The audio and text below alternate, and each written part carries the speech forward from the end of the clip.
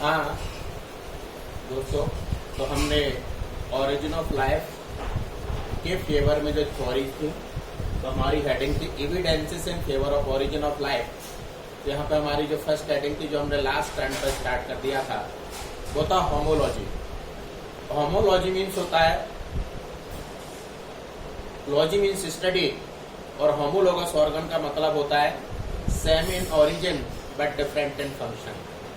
तो हम ऐसे ऑर्गन्स की स्टडी को होमोलॉजी कहते हैं जिनकी ओरिजिन तो सेम हो बट फंक्शन डिफरेंट हो। और यदि ओरिजिन सेम है, तो हमने आपको लास्ट टाइम पे बताया था, इनका जब फंक्शन अलग अलग होगा तो ये अलग अलग एरिया में माइग्रेट करेंगे, और वहां के अकॉर्डिंग जब ये एडेप्टेशन करेंगे तो इनमें बहुत सारे चेंजेस हमें देखने को मिलेंगे। तो अलग अलग फंक्शंस के लिए इनको अलग अलग एडेप्टेशन करना पड़ेगा, जिससे इनमें बहुत सारे चेंजेस हो जाएंगे, और चेंजेस ही हमेशा ओरिजिन ऑफ न्यू स्पीसीज का बेस होते हैं।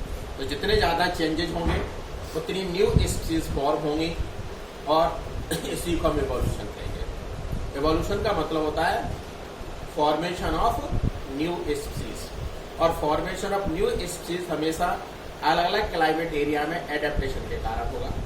ओरिजिन से फंक्शन के लिए अलग अलग गए तो बहुत सारे एडेप्टेशन करने पड़ेंगे, न्यू स्पीसीज जनरेट हो जाएंगी, चेंजेस बहुत सारे देखने को मिलेंगे, इसी को हम एवोल्यूशन कहेंगे। एवोल्यूशन के लिए हमने होमोलोगस ऑर्गन्स के एग्जांपल्स आपको बताए थे।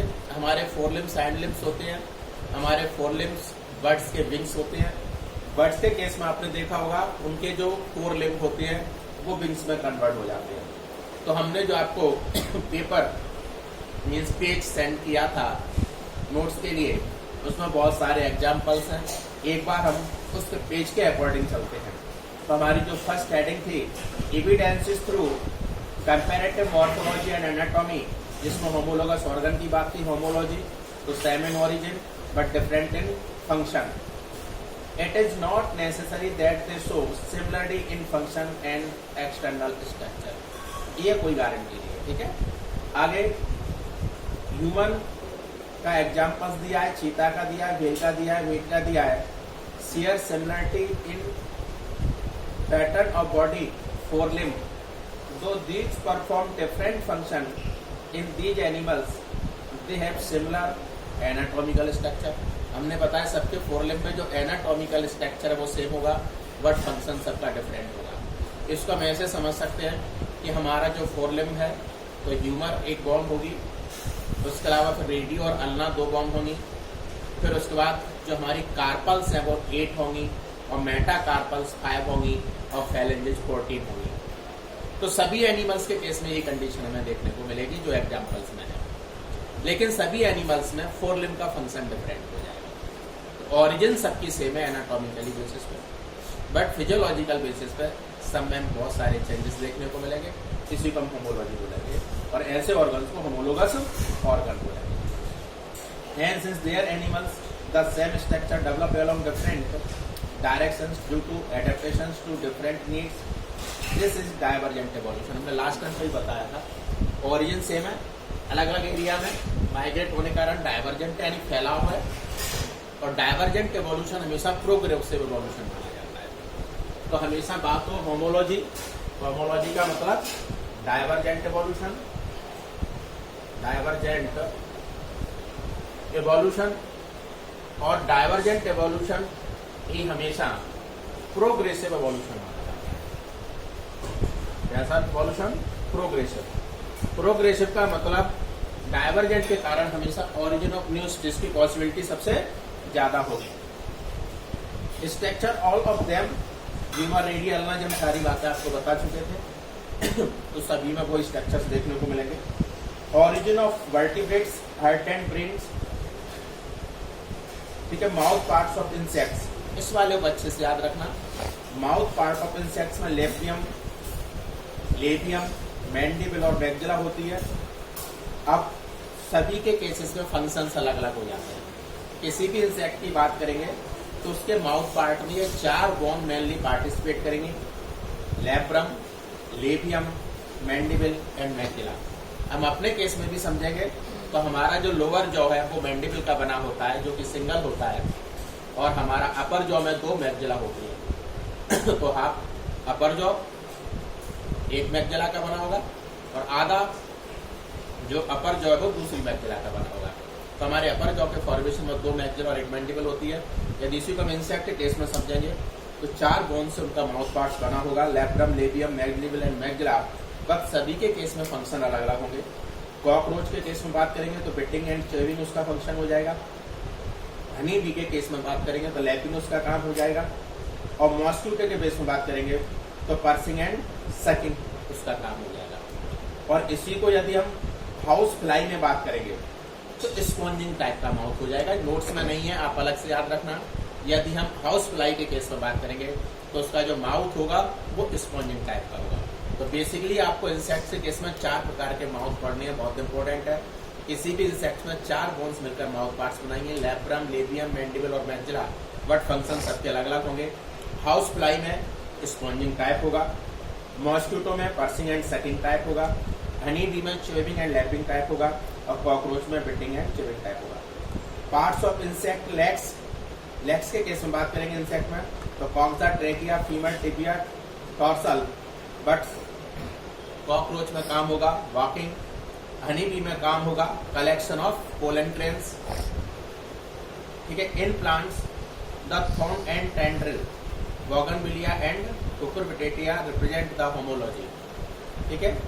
आगे पोटैटो एंड जिंजर, ये भी होमोलॉजी को शो करेंगे, रेडिस एंड कैरेट। तो ये हमने प्लांट से केस में होमोलोगस एडवांस के एग्जांपल्स पढ़े। The structure of homologous is found in skeleton, heart, blood vessels, brain, nerves, muscles, excretory organs of various vertebrates। तो होमोलॉजी जो है हमको सभी में देखने को मिलेगी, चाहे वो एक्सक्रेटरी सिस्टम हो, सर्कुलेटरी सिस्टम हो, चाहे वो नर्वस सिस्टम हो। ठीक है। Homologous organs are example of divergent evolution, जिसकी हमने बात की थी, जो कि एडेप्टेशन है डाइवर्जेंसी का और रेडिएशन का। Example the development of various type of mammals in Australia occurs to adaptive radiation. Australia में बात करेंगे तो वहाँ पे जो एडेप्टेशन हुआ है वो बहुत ज़्यादा रेडिएशन से कारण हुआ है, जिसको अपन मार्शल के एग्जाम्पल में देखते हैं। अब हमारी होमोलोगस के बाद जो सेकेंड हेडिंग आती है वो एनालॉजी आती है। क्या आती है? एनालॉजी। एनालॉजी का मतलब होगा फंक्शन सेम हो बट ओरिजिन डिफरेंट। तो कहने का मतलब फंक्शन सेम हो। आप सभी स्टूडेंट्स अलग अलग एरिया से एक नीट की प्रिपरेशन के लिए एक जगह आ गए, तब आप में वेरिएशंस की पॉसिबिलिटी कम हो गई क्योंकि आप सबका फंक्शन सेम हो गया। बट ओरिजिन आपकी डिफरेंट थी, अलग अलग क्लाइमेटिक एरिया से आए। Origin different but function same. ऐसे ऑर्गन्स को एनालोगस ऑर्गन कहेंगे और ऐसे ऑर्गन्स की स्टडी को एनालॉजी कहेंगे। अब चूंकि यहाँ पे फंक्शन सिमिलर है तो एडेप्टेशन की पॉसिबिलिटी बहुत कम हो जाएगी, न्यू स्पीशीज फॉर्मेशन की कैपेबिलिटी बहुत कम हो जाएगी। तो इवोल्यूशन प्रोग्रेसिव नहीं रहेगा, रेट्रोग्रेसिव हो जाएगा। तो एनालॉजी हमेशा रेट्रोग्रेसिव इवोल्यूशन शो करती है। कौन सा? डाइवर्जेंट था आपका होमोलॉजी में, तो हो जाएगा कन्वर्जेंट, एक ही जगह पे इकट्ठे हो रहे हैं। और ये हमेशा रेट्रोग्रेसिव इवोल्यूशन, रेट्रोग्रेसिव इवोल्यूशन। ठीक है। यह उल्टा होगा डेफिनेशन, ओरिजिन डिफरेंट होगी, फंक्शन सेम होगा। The origin which have similar shape due to similar function but they different in the structure and origin are called analogous organ. They are not anatomically similar structure through perform similar function. बताए ना, origin different होगी, function same.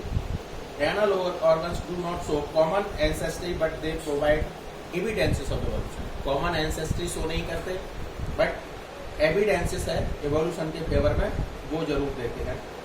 Analogous organs are example of convergent evolution. Analogous हमेशा convergent होगा, जिसको अपन parallel evolution मानेंगे। When with convergent evolution show close relation species then it is called parallel evolution. हमें मालूम है कि यहाँ पे वेरिएशंस की पॉसिबिलिटी बहुत कम होगी, तो इस चीज में सिमिलरिटी हमें बहुत ज्यादा देखने को मिलेगी। तो यहाँ हमेशा इस चीज में सिमिलरिटी ज्यादा होगी, कंपैरिजन ऑफ होमोलॉजी। यहाँ पे एग्जांपल्स दिए हैं। Australian marsupial show similarity with placental mammals resides in same habitat of another conditions. Examples देख लो बेटा, gills of prawn and lungs of मीन एनालॉजी का एग्जांपल है, एनालोगस ऑर्गन का एग्जांपल है। Wings of bat, birds, insect, Draco, fins of fishes and flipper of whale. ये सारे के सारे एग्जांपल्स जो अपन ले रहे हैं वो एनालोगस ऑर्गन के हैं। आपको पेज शेयर कर दिया, उसमें से पढ़ सकते हैं। Hand of human and proboscis, ठीक है। Sting of honey bee and scorpion, flipper of penguins and dolphins, the I of the octopus end of mammals, sweet potato and potato, ठीक है।